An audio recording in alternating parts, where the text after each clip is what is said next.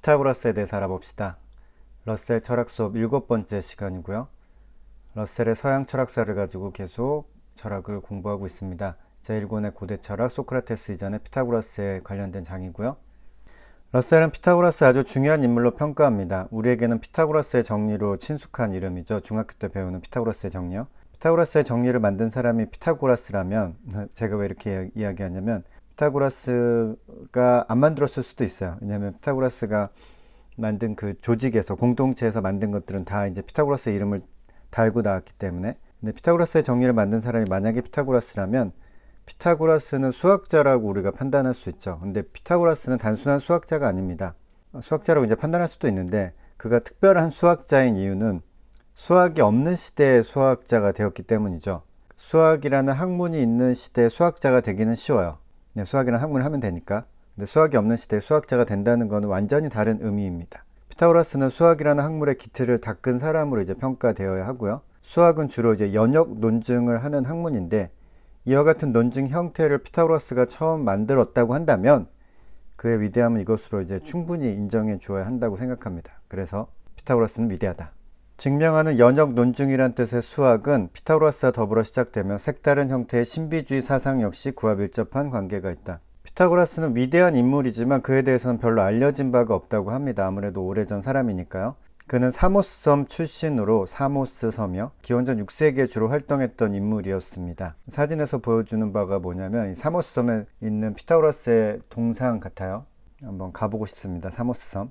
사모스섬은 폴리크라테스란 참주가 지배를 했는데, 그 당시에 그는 매우 악명 높은 지도자였습니다. 사모스는 밀레토스와 경쟁 상대에 있었어요. 밀레토스, 이제 탈레스가 있었던 밀레토스.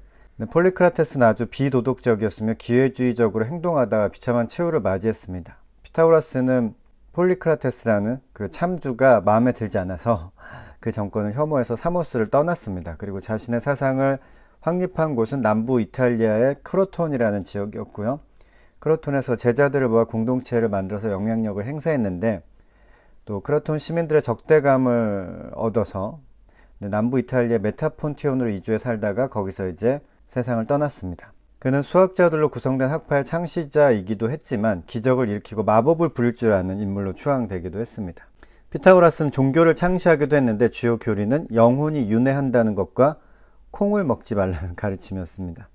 기원전 6세기경이면 이제 아직 종교와 철학의 구분이 명확하지 않은 시기였기 때문에 그가 발견한 수학의 원리와 철학적 가르침이 결국 종교적 색채를 띠게 되었던 것으로 보입니다. 피타고라스 교단의 규칙 중 몇 가지는 다음과 같습니다.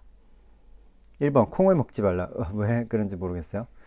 2번, 떨어뜨린 물건을 줍지 말라. 이것도 재밌는 규칙이죠. 3번, 흰 수탉을 건들지 말라. 흰 수탉이 좀 사나웠나 봅니다. 심장을 먹지 말라. 큰 길로 다니지 말라. 그리고 불빛 옆에서 거울을 보지 말라. 이런 규칙이 있었다고 합니다. 콘포드라는 사람은 피타고라스의 사상이 오르페우스교의 개혁 운동이고, 오르페우스교는 디오니소스 숭배에 대한 운동이라고 주장을 합니다. 이런 측면에서 피타고라스는 현대 철학의 시작을 돈 아주 중요한 징검다리 역할을 한 것으로 보입니다. 합리주의와 신비주의의 대립은 그리스인들 사이에서 자주 나타났는데, 피타고라스에게는 이 두 가지 경향이 공존하고 있었습니다. 그런데 신비주의 경향이 조금 더 강했던 것으로 보여요. 그래서 피타고라스를 지성적 신비주의자라고 부르기도 합니다. 피타고라스에게 수학은 이제 단순한 취미 활동이나 신기한 발견이 아니라 인간이 영위할 수 있는 아주 고귀한 활동이었습니다. 수학이란 일종의 사색 활동이죠. 사람들이 그런 질문 많이 하죠. 수학을 배워서 뭐 하냐. 그 당시에도 그랬어요. 수학은 일종의 사색 활동인데, 따라서 수학을 통해 발견한 이론이란 일종의 법칙이 아니라 신적 영감을 받은 일종의 계시와도 같은 것으로 여겼던 것 같습니다.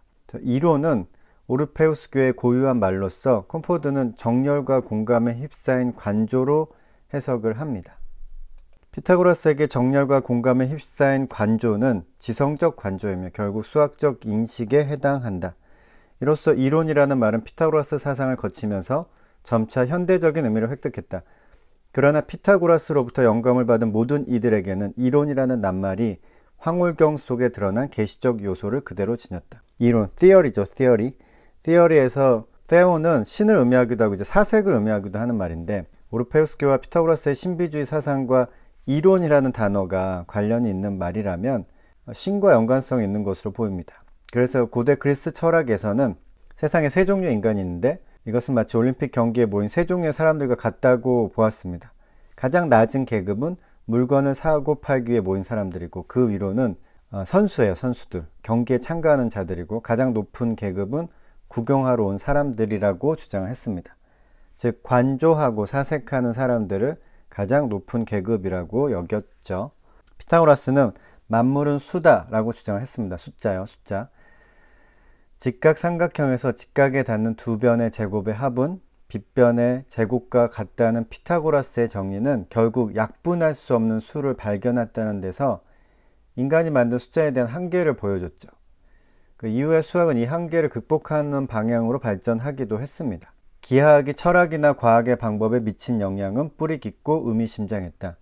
그리스인이 체계를 세운 기하학은 자명한 공리들에서 시작하여 연역 추리를 통해 조금도 자명하지 않은 정리들로 나아간다.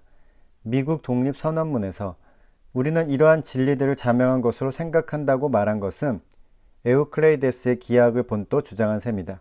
개인적 성향의 종교는 무화경에서 도출되고 신학은 수학에서 도출된다. 그리고 무화경과 수학은 둘 다 피타고라스에서 근원을 찾아야 한다.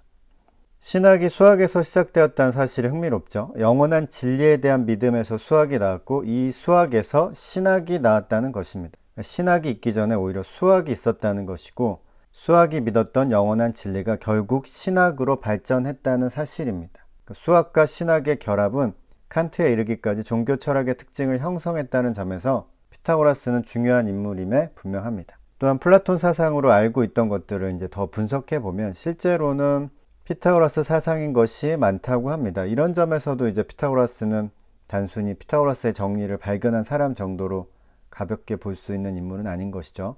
피타고라스가 없었다면 그리스도교가 그리스도를 말씀으로 여기지 못했을 것이며 신학자들 역시 신과 영혼의 불멸을 논리적으로 증명하려 하지 못했을 것이다. 네, 피타고라스에 대해서 알아봤습니다. 들어주셔서 고맙습니다.